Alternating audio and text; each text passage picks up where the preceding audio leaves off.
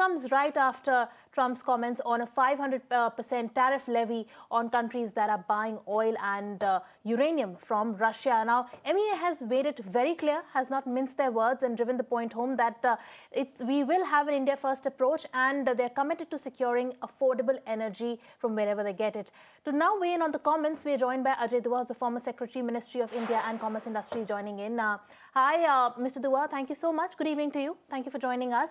Mr. Dua, just 2 days back, we had Trump commenting on the fact that he will levy 500% tariff on countries that are importing cheaper Russian oil. Now, of course, India is one of the major importers of Russian oil. And now we just saw the MEA briefing on India-US relation, and India is very, very firm on their stance, on their India first stance. In fact, they have made it very sure that they're committed to securing affordable energy from wherever they can. Now, such strong stance, of course, US president is using that as a pressure tactic right before, the India-US talk were likely to begin. Now, with India pushing back and giving back to the US president, how are these talks likely to pan out, and what is going to be on the table now? Thank you for having me in this discussion, Geeta. I think going forward, we would probably need to keep in mind that along with Brazil and China, we've been singled out for a much higher duty of 500% on all our exports to the United States. This is a cause for concern, but at the same time, I don't see it happening immediately.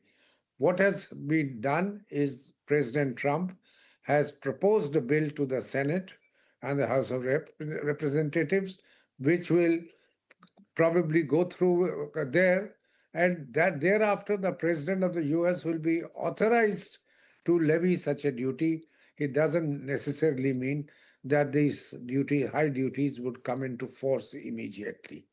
These are pressure tactics, the word which was used earlier by you, that of the United States, pressurizing Russia, pressurizing China, pressurizing the large BRIC countries like Brazil and India.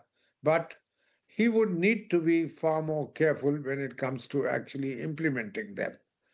500% duty on goods from India, probably he might be able to some or the other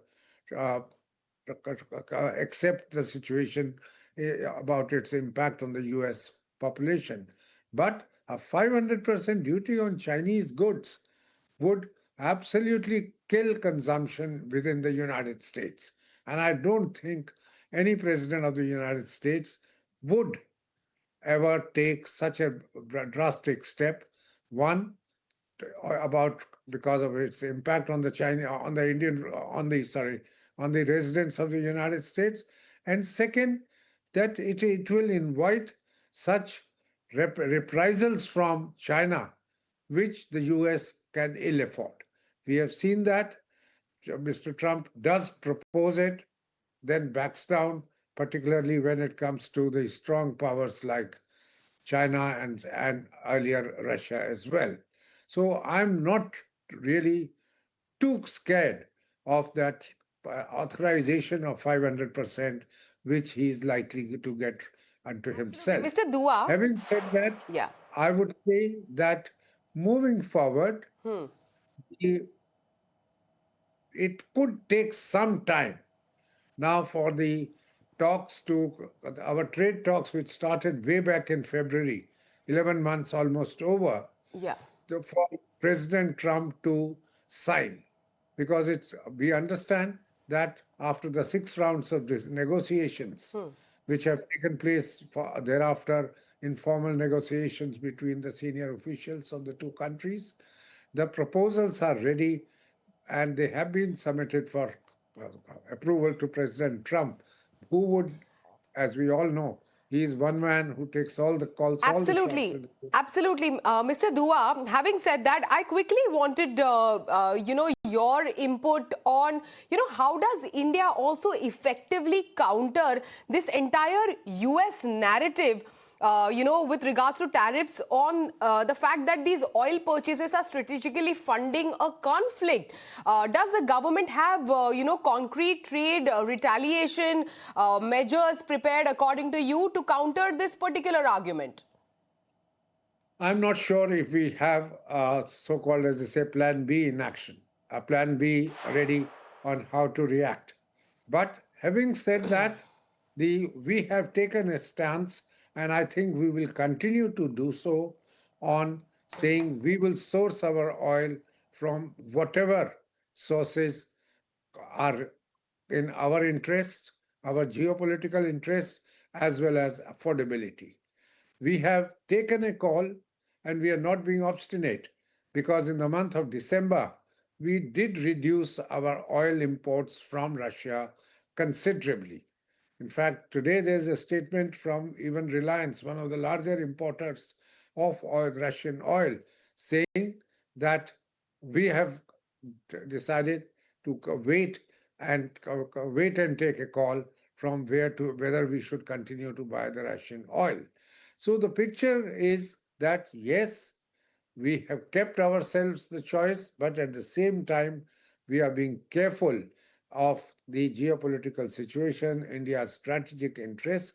So we are reducing the import of Russian oil, not excluding it altogether, but at the same time, we are also appeasing the United States by buying up its own oil. We have reached a level which is pretty considerable. We reduced on one side the Russian oil, on the other, we increased the oil imports from the US. So this kind of a thing would continue despite whatever postures the two sides or the foreign offices of the two sides take. What is required to be it's in best interest of ourselves. We do need to keep our relationship going with the United States, be it in matters of technology, defense, or a lot of other issues of Quad, Indo-Pacific, etc.